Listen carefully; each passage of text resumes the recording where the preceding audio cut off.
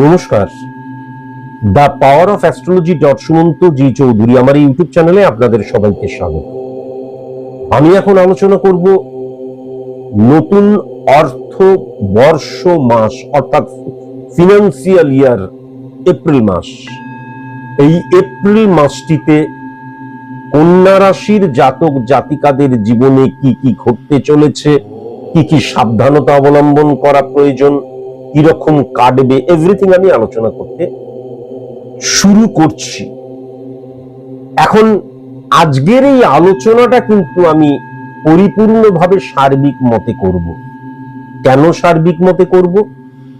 তার কারণ এই পশ্চিমবঙ্গে যদি কন্যা রাশিকে লক্ষ্য করা যায় কেবল এই পশ্চিমবঙ্গের মধ্যে, তাহলে কয়েক লক্ষ কন্যা রাশির জাতক জাতিকা আছেন।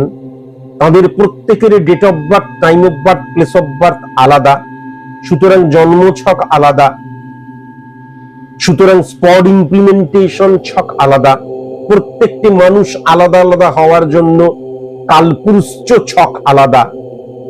আমি বারবার ধরে বলেছি যে যখন আমার date of birth, time of birth, place of birth থাকবে না, তখন একমাত্র কিন্তু কালপুরুষ ছক অর্থাৎ চোখের কর্নিয়া দ্বারা ক্যালকুলেশনের মধ্যে দিয়ে ছক ক্রিয়েট করে 100% অ্যাকুরেট প্রেডিকশন করে দেওয়া সম্ভব। যদি আপনি মনে করেন যে আপনি স্পেসিফিক ভাবে আপনার সম্পর্কে জানতে চান, তাহলে অবশ্যই কিন্তু রিয়েল সায়েন্টিফিক অ্যাস্ট্রোলজারের কাছে যাওয়া বাধ্যতামূলক। আমার বলে দেওয়া আমি বলে দিচ্ছি, এবার আপনারা কি করবেন that is different things. Real scientific astrologer কেন বললাম? এখন সবাই বলে আমি সায়েন্টিফিক অ্যাস্ট্রোলজার। সায়েন্টিফিক অ্যাস্ট্রোলজার কখনোই হাত দেখিত বলবে না। বিশেষ করে আমার date of birth, time of birth, place of birth না থাকলেই সবাই বলে হাত দেখিত, কখনো বলবে না। কেননা হাতের রেখা, এই যে হাতের রেখাগুলি নার্ভের দ্বারা সৃষ্টি হয়, অ্যাস্ট্রোলজিক্যাল প্ল্যানেট রিপ্রেজেন্ট করে আমাদের হরমোনকে। সায়েন্টিফিক অ্যাস্ট্রোলজারেরা সবসময় জন্মছক দ্বারা স্পট ইমপ্লিমেন্টেশন ছক ক্রিয়েট করবে। সায়েন্টিফিক অ্যাস্ট্রোলজারেরা যদি আমার date of birth, time of birth, place of birth না থাকে, তাহলে চোখের কর্নিয়া দ্বারা কালপুরুষ ছকের মধ্যে দিয়ে ছক ক্রিয়েট করে প্রেডিকশন করবে। আরো অনেক দিক আছে, এই কটার দিকই বললাম। সুতরাং সায়েন্টিফিক অ্যাস্ট্রোলজার রিয়েল কিনা এটা জেনে নেওয়া ভীষণ প্রয়োজন। যদি আপনারা মনে করেন আমার কাছে আসবেন, তাহলে আপনাদেরকে জানিয়ে রাখি যে আমি কিন্তু সেলিব্রিটিদের, আমি কিন্তু পলিটিশিয়ানদের প্রেডিকশন করি না। আপনি যদি জেমস্টোনকে বিশ্বাস করেন রেমেডি হিসেবে, আপনি যদি জেমস্টোনকে হাতে পরে থাকেন, তাহলে আপনি কখনোই আমার চেম্বারে আসবেন না। আপনি আপনার সন্তানকে বা আপনি আপনার পরিচিত মানুষজনদেরকে, আপনি আপনার আত্মীয়দেরকে কখনো নিয়ে আসবেন না। এটা কিন্তু একদম কঠিন ভাবে বলে দিলাম। যদি আপনি বলেন কেন জেমস্টোন কি রেমেডি নয়, আমি এই প্রসঙ্গেই যাব না। আপনি তো আমার চেম্বারে আসছেন, আমার কাছে আসছেন, তাহলে আমার যেই নিয়ম, সেই নিয়ম আপনাকে মেনে চলতে হবে। আপনি যত বড়ই হনু হন, একদম সাদা কাগজ হয়ে আমার কাছে আসতে হবে এবং আমার প্রেডিকশন শুনতে হবে। আমাকে ভালো মতন বুঝে তারপরে আসবেন। অন্তত কিছু না হোক 30-40টা অনুষ্ঠান দেখে আসবেন। কেননা আপনি যখন আমার কাছে আসবেন, তখন আমি কোনো মিরাকেল ম্যাজিকের কথা বলবো না। তখন আপনার ছকটা ক্রিয়েট করে আমি আপনাকে বিশ্লেষণ করব, বোঝাবো। যদি আপনি আমার অনুষ্ঠান না দেখেন, আমাকে না অবজার্ভ করেন, তাহলে কখনোই আপনি কোনো কিছুই বুঝতে পারবেন না, মুখের দিকে তাকিয়ে থাকবেন।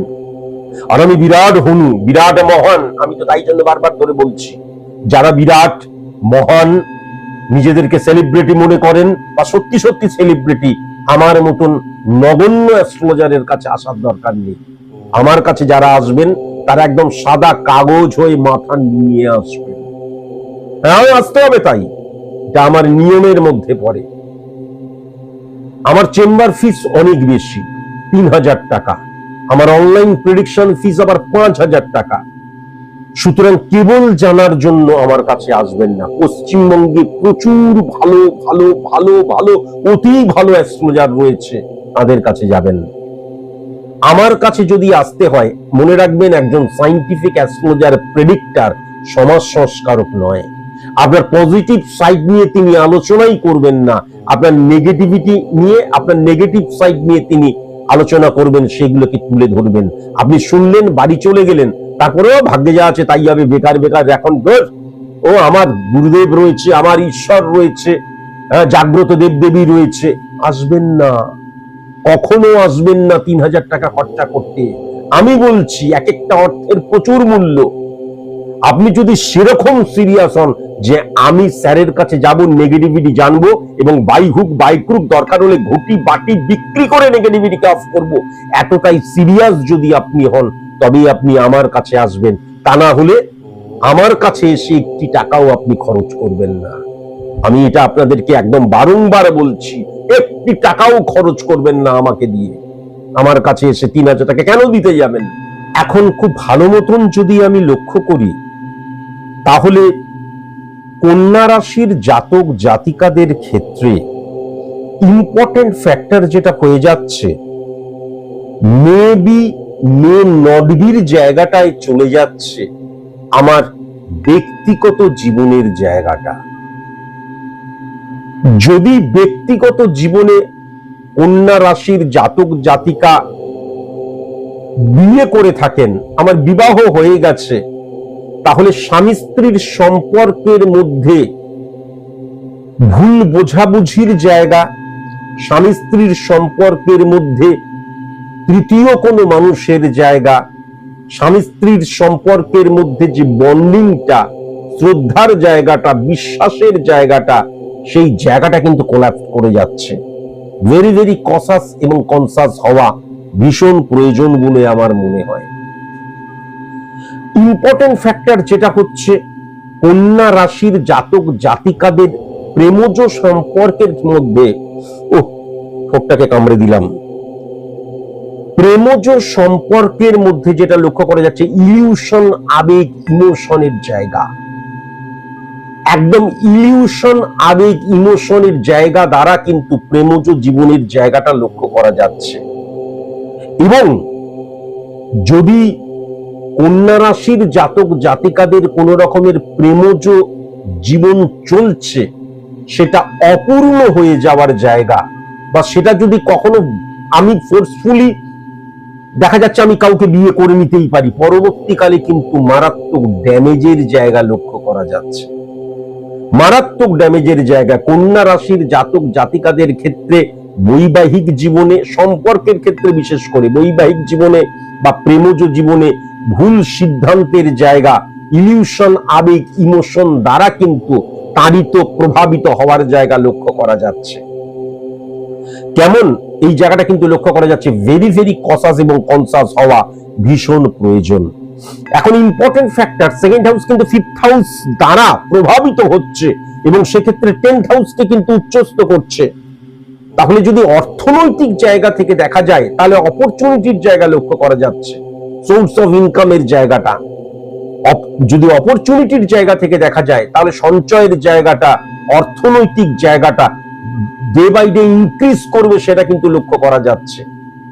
কিন্তু ইম্পর্টেন্ট ফ্যাক্টর যেটা হচ্ছে, আমার মন, মানসিকতা, মনোভাব, দৃষ্টিভঙ্গি যেহেতু ক্রিয়েট করে, সুতরাং আমার মনের মধ্যে এই যে ইলিউশন, আবেগ, ইমোশনের ফলে সিদ্ধান্ত গ্রহণের প্রবণতা নেগেটিভ হয়ে যেতে পারে। আমার সিদ্ধান্ত গ্রহণের জায়গাটা কিন্তু নেগেটিভ হয়ে যাবার জায়গা লক্ষ্য করা যাচ্ছে। কন্যা রাশির জাতক জাতিকাদের এপ্রিল মাসে সবচেয়ে পজিটিভ জায়গা লক্ষ্য করা যাচ্ছে, সেটা হচ্ছে সার্ভিস ক্ষেত্রে। যারা যারা সার্ভিসের জন্য পরীক্ষা দিচ্ছ, নিজেদেরকে প্রস্তুত করছো, একটা টেরিফিক সময় কিন্তু কন্যা রাশির জাতক জাতিকাদের আসতে চলেছে। কেমন কন্যা রাশির জাতক জাতিকারা যারা তোমরা সার্ভিস করছো, তুমি নিজেই লক্ষ্য করতে পারবে, যদিও ফিনান্সিয়াল নতুন একটা বছর শুরু হলো, পরবর্তীকালে দেখা যাবে আমার কর্মস্থলে কিন্তু আমার ভ্যালুটা বৃদ্ধি হচ্ছে। কর্মস্থলে কিন্তু আমার আস্তে আস্তে আমার প্রতি কলিগসদের, বা সংস্থার, অর্গানাইজেশনের বা দেখা যাচ্ছে বসের বিশ্বাসের জায়গাটা অনেক বৃদ্ধি হচ্ছে। এবং ইম্পর্টেন্ট ফ্যাক্টর যেটা হচ্ছে, বস অর্গানাইজেশনের একটা হাতও কিন্তু সাপোর্টিভ, যা হাতটাও কিন্তু থাকবে, এটাও কিন্তু লক্ষ্য করা যাচ্ছে। এখন রবির অবস্থান যদি খুব ভালো মতন দেখা যায়, তাহলে রবি এবং শনি এবং চন্দ্র 9-3 কানেকশনের মধ্যে দিয়ে কিন্তু 8 নম্বর ঘরকেও প্রভাবিত করছে। 8 নম্বর ঘরে শনিকে উচ্চস্থ মানা হয়, রবিকে কিন্তু উচ্চস্থ মানা হয় না। তাহলে সরকারি চাকরির জন্য সচেষ্ট না হয়ে যদি বেসরকারি চাকরির জন্য সচেষ্ট হওয়া যায়, সেক্ষেত্রে অনেক ফ্রুটফুল রেজাল্ট কিন্তু ডেফিনিট ভাবে পাওয়া যাবে। কর্পোরেট সেক্টরের জায়গাটা অত্যন্ত পজিটিভ হয়ে যাচ্ছে। আমি যেখানে জন্মেছি সেখান থেকে দূরবর্তী স্থানে চাকরির জায়গাটা অত্যন্ত পজিটিভ হয়ে যাচ্ছে। আমি বিদেশে চাকরির জায়গাটা অত্যন্ত পজিটিভ হয়ে যাচ্ছে। অত্যন্ত পজিটিভ জায়গাটা কিন্তু লক্ষ্য করা যাচ্ছে। এবং ইম্পর্টেন্ট ফ্যাক্টর যেটা লক্ষ্য করা যাচ্ছে, যে আমি যেখানে জন্মেছি সেই পশ্চিমবঙ্গে জন্মেছি, পশ্চিমবঙ্গেই কাজ করছি, তাহলে বিদেশি অর্গানাইজেশনে কাজ করাটা ভীষণ প্রয়োজন। সেলস মার্কেটিং রিলেটেড যদি কোনো রকমের তুমি মানে কাজ করো, বিজনেসও করো, কাজও করো, টেরিফিক জায়গা কিন্তু লক্ষ্য করা যাচ্ছে। কিন্তু মনে রাখার প্রয়োজন আছে, মঙ্গল 3-9 মঙ্গলও কিন্তু 8 নম্বর এবং 11 নম্বর ঘরকে প্রভাবিত করছে, নেগেটিভ ইম্প্যাক্ট ক্রিয়েট হচ্ছে। সুতরাং দুর্ঘটনার জায়গাও কিন্তু লক্ষ্য করা যাচ্ছে 2 চাকা 3 চাকা বহু চাকা থেকে। 2 চাকা 3 চাকা বহু চাকা থেকে যদি দুর্ঘটনা হয়, সেই দুর্ঘটনা কিন্তু জোরালো দুর্ঘটনা হবে। আর যদি 4 চাকা থেকে দুর্ঘটনা হয়, সেইটা হয়তো 4 চাকার দুর্ঘটনা এমনিতেই একটু প্রভাবিত হয়, কিন্তু ততটা নয়। কিন্তু 2 চাকা 3 চাকা বহু চাকা থেকে প্রাণহানির আশঙ্কা পর্যন্ত চলে আসছে। ভেরি ভেরি কসাস এবং কনসাস অবশ্যই কিন্তু হওয়া প্রয়োজন, অবশ্যই কিন্তু হওয়া প্রয়োজন। এখন কন্যা রাশির জাতক জাতিকাদের ক্ষেত্রে যখন শনি চন্দ্রের রিফ্লেকশন বৃহস্পতি এবং 11th হাউসকে হিট করছে এবং 4th হাউসকে হিট করে, তখন মাথায় রাখার প্রয়োজন আছে, আমি চাইলাম আর পেয়ে গেলাম কখনো সম্ভব নয়। আমি যেটা চাইছি এবং আমি সেটা পাওয়ার জন্য আমাকে নিংড়ে দিতে হবে, তবে আমি পাবো। সেটা কর্ম থেকে, সম্পর্ক থেকে, যে কোনো ক্ষেত্রে এটাও কিন্তু লক্ষ্য করা যাচ্ছে। চন্দ্রের রিফ্লেকশন নেগেটিভ হয়ে যাবার জন্য অনেক সময় না একাকিত্বের জায়গাটা লক্ষ্য করা যাবে। যেমন আমার যেন একা লাগছে, আমার যেন কেউ নেই, আমি কি করব বুঝে উঠতে পারছি না, সামনে একটা ফ্লাকচুয়েশন স্ক্যাটার রিমুভ করছি, সেই জায়গাটাও কিন্তু মারাত্মকভাবে লক্ষ্য করা যাচ্ছে। কিন্তু কন্যা রাশির সবচেয়ে পজিটিভ জায়গা সেটা হচ্ছে বিজনেসের জায়গাটা। কিন্তু বিজনেসে কখনো এক্সটেন্ড করা যাবে না, নতুন প্রোডাক্ট লঞ্চ করা যাবে না। হ্যাঁ, এই এপ্রিল মাসে কখনোই নয় কিন্তু, বা আমি একটা নতুন প্রোডাক্ট নিয়ে আলাদা একটা বিজনেস করলাম বা ব্রাঞ্চ খুললাম, কখনো কিন্তু করা যাবে না। এবং ইম্পর্টেন্ট ফ্যাক্টর, কর্মচারী নিযুক্ত করার ক্ষেত্রেও ভেরি ভেরি কসাস এবং কনসাস হওয়া প্রয়োজন। আমি নতুন কর্মচারী নিযুক্ত করব, ভেরি ভেরি কসাস এবং কনসাস অবশ্যই কিন্তু হওয়া প্রয়োজন, অবশ্যই হওয়া প্রয়োজন। রিফ্লেকশনের মধ্যে দিয়ে যেটা লক্ষ্য করা যাচ্ছে, 12 নম্বর ঘরে রাহুর অবস্থান 6 নম্বর ঘরকে প্রভাবিত করছে। সুতরাং এই ক্ষেত্রে কিন্তু রাহুর অবস্থান নেগেটিভ নয়। দেখা যাচ্ছে আমি বিয়ে করেই বিদেশে চলে গেছি বা কর্মসূত্রে বিদেশে গেছি, আর আমি ভারতবর্ষে জন্মেছিলাম, তাহলে কিন্তু অত্যন্ত মানে কি বলবো, ফ্রুটফুল রেজাল্ট পাওয়ার জায়গাটা, অপরচুনিটির জায়গাটা মারাত্মকভাবে কিন্তু লক্ষ্য করা যাচ্ছে। কিন্তু ইম্পর্টেন্ট যেটা, সেটা হচ্ছে এই যে বন্ধু 5th এবং 11th কানেকশনের মধ্যে দিয়ে বন্ধু বান্ধবী, এদের দ্বারা না নেগেটিভ ইম্প্যাক্ট গ্রহণ হবে, এদের দ্বারা নেগেটিভ ভাইব্রেশন ক্রিয়েট হবে। এরা কিন্তু সদর্থক অর্থে আমার জীবনকে প্রভাবিত করবে না। এবং যেটা লক্ষ্য করা যাচ্ছে, কমিউনিকেশনের জায়গাটা নেগেটিভ ইম্প্যাক্ট ক্রিয়েট হয়ে যাবার জন্য আত্মীয় স্বজন, কাছের মানুষের সাথে ভুল বোঝাবুঝির জায়গাটা সৃষ্টি হতে পারে, ইভেন টার্গেট পর্যন্ত হয়ে যেতে পারি। ভেরি ভেরি কসাস এবং কনসাস অবশ্যই কিন্তু হওয়া প্রয়োজন। তাহলে ইম্পর্টেন্ট ফ্যাক্টর যেটা হচ্ছে 6 নাম্বার, 1 নাম্বার এবং খুব ভালো মতন কিন্তু শুক্র উচ্চস্থ মঙ্গলের ঘরে, কিন্তু 12 নম্বর ঘরকেও হিট করছে, 12 নম্বর ঘরটা প্রভাবিত হচ্ছে শুক্রের দ্বারা। তাহলে এই ক্ষেত্রে যদি আমি নর্মালি শুক্রের ঘরকে দেখি পজিটিভ হয়ে রয়েছে, ফিজিক্যালি শুক্রকে দেখি 12 নম্বর ঘরকে প্রভাবিত করছে, তাহলে দেখা যাচ্ছে আমি বিজনেস যেটা করছি সেই বিজনেসের মধ্যে ডিসিপ্লিনের অভাব হয়ে যেতে পারে। কাদের ক্ষেত্রে? যারা ঝা চকচকে প্লেস, বা যারা দেখা যাচ্ছে মানে ওই বিউটিশিয়ান রিলেটেড যারা বিজনেস করে। আমার এরকম অনেক স্টুডেন্ট রয়েছে। আমি এই মুহূর্তে মনে পড়ছে না কি রাশি কি লগ্ন, ফরিয়াপুকুরের চেম্বারে রিসেন্ট 3-4 মাস হলো একটি ছেলে সে মেকআপের বিজনেস করে। তো তারপরে রেমিডিয়াল প্রসেস অ্যাপ্লাই করার পর সে দেখছি মাসে 50-60-70 হাজার টাকা ইনকাম করছে। আগে তো 10-15 হাজার টাকা ইনকাম করতো। মাত্র কয়েক মাস হয়েছে, সে আস্তে আস্তে আস্তে আস্তে কিন্তু ভালো মতন ইনক্রিজ করছে। খুব ভালো ছেলেটি, এক্ষেত্রেও লক্ষ্য করা যাচ্ছে। আমার এই মুহূর্তে মনে পড়ছে না, আরেকটি আমার মেয়ে রয়েছে, সেই মেয়েটি তো মানে ভালো মতন তার হচ্ছে ওই সেলুন টাইপের, মানে মেয়েদের বিউটিশিয়ান এই টাইপের আর কি। তো তারও মোটামুটি ভালোই বিজনেস চলছে। তাহলে খুব ভেরি ভেরি কসাস এবং কনসাস হতে হবে কন্যা রাশির জাতক জাতিকাদের ক্ষেত্রে। অর্গানাইজটা সঠিক মতন করা প্রয়োজন। এবং এক্সট্রিমলি সরি টু সে, সাবঅর্ডিনেটকে আমি একদম চোখ বন্ধ করে যেন বিশ্বাস না করে ফেলি। হ্যাঁ, খুব সাবধান। বিজনেস হচ্ছে বা আমার ভালো একটা, আমি বড় করে সবকিছু সাজিয়ে গুছিয়ে বসেছি, কিন্তু সেই ধরনের বিজনেস বা লাভ্যাংশ আমি পাচ্ছি না যেখান থেকে আমি নিজেকে সফল বলতে পারি। আমাদের মানুষের জীবনে সফলতা বলতে 95 থেকে 98% অর্থনৈতিক সফলতাকেই কিন্তু বোঝানো হয়।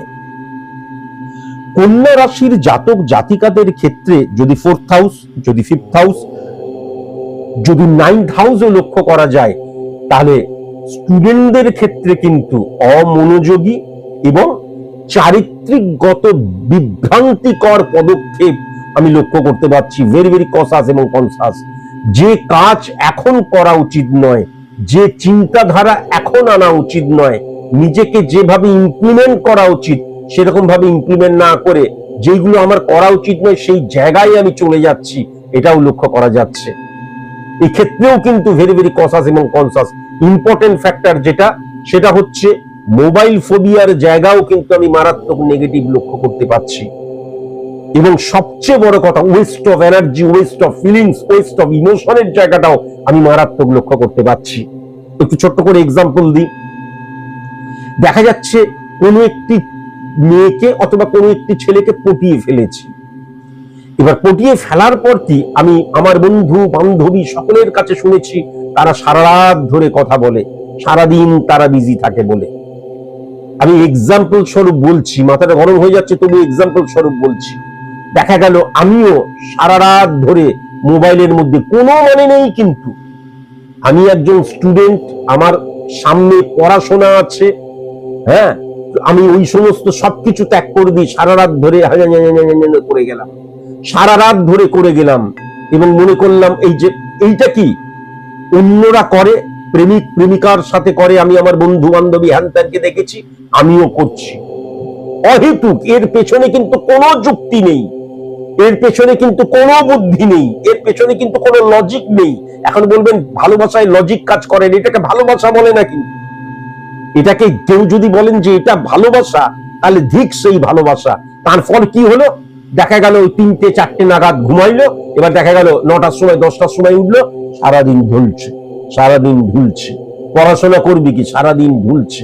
আবার দেখা গেল ওই 10টা ঘুম থেকে উঠে কি করছো, এই করছো, গুড মর্নিং, কণ্টকগারি কমল সমপদ তলমঞ্জির চিরহি ঝাপি গাগরি বাড়ি ঢারি করি পি চল চলই চাপি। এর মানেটা বুঝো, ভালোবাসার জন্য প্রস্তুতির প্রয়োজন হয়, ভালোবাসার জন্য ত্যাগের প্রয়োজন হয়, ভালোবাসার জন্য অধ্যাবসায়ের প্রয়োজন হয়। ভালোবাসা মানে West of feelings, waste of emotion, West of time নয়। আমার যদি না থাকে সুর, তোমার আছে তুমি তা দেবে, আমার গন্ধ হারা ধূপ তোমার কাছে সুরভি নেবে, এরই নাম প্রেম। মানেটা বুঝতে গেলে বাচ্চা বাচ্চা ছেলে মেয়েদের আরো অন্তত 30-40 বছর পেরোতে হবে। বিখ্যাত গানের লাইন। তাহলে waste of feelings, waste of ইমোশনের জায়গাটাও মারাত্মকভাবে লক্ষ্য করা যাচ্ছে। এবং সবচেয়ে বড় ব্যাপার যেটা হচ্ছে সেটা হচ্ছে, আমি এটা কেন করছি? আমি আমার বন্ধুকে দেখেছি, আমি আমার বান্ধবীকে দেখেছি, আমি আমার আত্মীয়দের দেখেছি, সেইগুলোর রিফ্লেকশনকে আমি কাজে লাগাচ্ছি, অথচ এই যে প্রেমের কি পরিণতি সেটাই আমি জানি না। এই জায়গাটা কিন্তু লক্ষ্য করা যাচ্ছে। ভেরি ভেরি কসাস এবং কনসাস অবশ্যই কিন্তু হওয়া প্রয়োজন। ভেরি ভেরি কসাস এবং কনসাস অবশ্যই কিন্তু হওয়া প্রয়োজন। কেমন? কন্যা রাশির জাতক জাতিকাদের ক্ষেত্রে সবচেয়ে ড্যামেজ আমি যেটা দেখছি সেটা কিন্তু স্টুডেন্টদের ক্ষেত্রে, বিশেষ করে কিন্তু এই দেখা যাচ্ছে গ্র্যাজুয়েশন লেভেল, এই এই এই জায়গাটার একদম মাধ্যমিক স্ট্যান্ডার্ডের নয়, তারা হয়তো ইনফ্যাচুয়েশনের মধ্যে আছে, কিন্তু যারা নিজেদের মনে করছে আমি এখন আস্তে আস্তে বড় হয়ে উঠছি, হ্যাঁ, তারা বেফালতু লাইনে এই যে mobile phobia, Prem frame, West of energy, এই জায়গাটা মারাত্মকভাবে লক্ষ্য করা যাচ্ছে। ভেরি ভেরি কসাস এবং কনসাস অবশ্যই হওয়া প্রয়োজন। কেন? তার কারণ কেতু কিন্তু ছায়া প্ল্যানেট, ক্যালকুলেটিভ প্ল্যানেট, তার নিজস্ব কোনো পাওয়ার নেই। পাওয়ারফুল কোন গ্রহের আন্ডারে বসে থাকলে সে পাওয়ারফুল হয়ে যায়। 8 নাম্বার ঘরে কেতু যখন বসে রয়েছে, কেতু কিন্তু স্যাটিসফ্যাকশনের কারকতা। 8 নাম্বার ঘর মানে মারক স্থান, লেন্দি প্রসেস, সাইলেন্ট কিলার। তাহলে আমার স্যাটিসফ্যাকশন জায়গাটা, আমার জীবনের স্যাটিসফ্যাকশনের জায়গাটা ধীরে ধীরে ধীরে ধীরে মারক স্থানে চলে যাচ্ছে। আস্তে আস্তে আমি বুঝতেও পারছি না, আমি এমন ভাবে নিজেকে তাড়িত প্রভাবিত করছি, তার ফলে স্যাটিসফ্যাকশন বিহীন হয়ে যাচ্ছি আমি। এই পুরোটাই কারণ হচ্ছে চন্দ্রের ব্যাড রিফ্লেকশন, ইলিউশন, আবেগ, ইমোশন দ্বারা তাড়িত প্রভাবিত হয়ে যাচ্ছি আমি। এবং আমি একটা জিনিস ধরে নিলাম, হ্যাঁ, আমি একটা জিনিস ধরে নিলাম, দেখা গেল, আমি এমনি একটা এক্সাম্পল দিচ্ছি, আবার কেউ ভুল বুঝো না। দেখা গেল আমি টোটো চালাচ্ছি, আমিও অটো চালাচ্ছি, বা বেকার একটা ছেলে। এবার দেখা যাচ্ছে আমি একটা মানে অত্যন্ত মেধাবী ছাত্রীর সাথে কোন রকমের দেখা গেল এমনি পরিচয় হয়েছে, প্রেম হয়েছে। এবার আমি নিজেকে উপযুক্ত না করে সেটা কি করছি, সারা রাত ধরে করে যাচ্ছি ইলিউশন, আবেগ, ইমোশন দ্বারা। আমি নিজেও জানি যদি আমি বৈবাহিক সম্পর্ক স্থাপন করতে চাই, বৈবাহিক সম্পর্ক এরকম ভাবে স্থাপন করা যায় না। তার কারণ বিবাহ একটা ইনস্টিটিউশন, পরিবারের সাথে পরিবারের মেলবন্ধন হয়। তাহলে সেক্ষেত্রে যে মেয়েটির ব্রাইট ফিউচার হয়তো বিদেশে চলে যেতে পারে, অপোজিট ভাবে ছেলের দিক দিয়েও যদি দেখা যায়, তাহলে দেখা যাচ্ছে যে আমি ওই সকালবেলায় টোটো চালাচ্ছি, অটো চালাচ্ছি, বা বেকার হয়ে বসে রয়েছি, আর আমি তাকে ইমপ্রেস করার চেষ্টা করছি, বা যদি করেও ফেলি, দেখা যাচ্ছে তার যে জায়গাটা, সেই জায়গাটা প্রেম প্রীতি ভালোবাসা করতে গিয়ে ড্যামেজ হয়ে যাচ্ছে। আমার চেম্বারেই একটি মেয়ে এসেছিল, পিএইচডি করবি কি, সেই মেয়েটি এমন একটা মানে নেগেটিভ জায়গায় চলে গেছে, পিএইচডি করলে যদি বাইরে চলে যেতে হয়, এই হতে হয়, তাই জন্য সে এখন চিন্তা ভাবনা ওকে ছেড়ে থাকতে পারবো না। ড্যামেজ হয়ে যাবার জায়গাটা লক্ষ্য করা যাচ্ছে। জীবনে কোনোদিন তাদের বিবাহ হওয়া সম্ভব নয়। বিবাহ হলেও ওই যখনই সেক্সুয়াল স্যাটিসফ্যাকশন চলে আসবে তখনই বুঝতে পারবে সম্পূর্ণ ভুল, ভুল ভুল সব ভুল, তখনই বুঝতে পারবে যে কখনো এটা সম্ভব নয়। বিবাহ একটা ইনস্টিটিউশনের নাম। আমাকে যদি বিবাহ করতে হয় ভালো একটা মেয়েকে বা ভালো একটা ছেলেকে সব দিক দিয়ে, তাহলে আমাকে তার উপযুক্ত হতে হবে। সেই উপযুক্ত না হয়ে, হ্যাঁ, এটা কিন্তু আমি শুধুমাত্র ছেলেদের ক্ষেত্রে যে ওইটা বললাম তা না, এরকম প্রচুর মেয়ে, এরকম এক্সাম্পল তো পরিপূর্ণ। কটা এক্সাম্পল চাই? আমি বারবার ধরে বলছি না, আমার এক্সাম্পলে পরিপূর্ণ হয়ে রয়েছে। ভেরি ভেরি কনসাস এবং কনসাস হতে হবে। এই যে জেনারেশনটা মাধ্যমিক, উচ্চ মাধ্যমিক, গ্রাজুয়েশন বা তার চাইতে একটু এই বড় এই জেনারেশনটা সম্পূর্ণ ভুল পথে পরিচালিত হচ্ছে। সম্পর্ক দূষণ, যে কোনো বিবাহ 2-3 বছরের বেশি টিকছে না। কেন? তার কারণ জীবনে একটা অঙ্ক, সিঁড়ি ভাঙার অঙ্ক জানার প্রয়োজন, এবং মাইন্ডসেটের প্রয়োজন, এবং সেরকম ভাবে বিহেভ করার প্রয়োজন, ইমপ্লিমেন্ট করার প্রয়োজন। সেটা কখনো করি না। শুধু ইলিউশন, আবেগ, ইমোশন দ্বারা এবং যৌন চাহিদার দ্বারা আমরা প্রেম প্রীতি ভালোবাসাকে, আমি ভালোবাসছি প্রেম, এগুলো প্রেম প্রীতি ভালোবাসা নয়, এগুলো হচ্ছে খিদে, এগুলো হচ্ছে বিক্ষিপ্ত কামের খিদে, আর কোনো কিছু নয়। আজকের মতন এইটুকুই। নমস্কার।